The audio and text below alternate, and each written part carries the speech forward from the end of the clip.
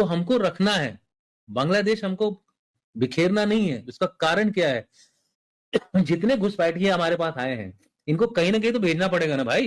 শুনিছেন তারেক রহমান কইছে পিন্ডি না দিল্লি না, সবার আগে বাংলাদেশ, এরপরে পিন্ডি বাদ দিয়ে দিল্লির দিকে যাবি, তাই কইছে না? এটাই হইতেছে প্ল্যান। তারেক রহমানের উপরে কি আস্থা ইন্ডিয়ানদের দেখেছেন? হাসিনার উপরে গেলে এত আস্থা ছিল না ইন্ডিয়ার।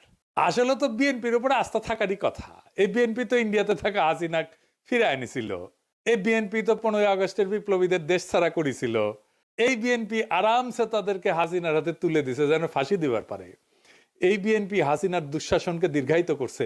ঈদের পরে আন্দোলন, ঈদের পরে আন্দোলন বইলা বইলা পুরা জাতির জীবন থেকে 16টা বছর কাইরা নিচ্ছে এই বিএনপি। ভরসা করেছিল বিএনপির উপরে।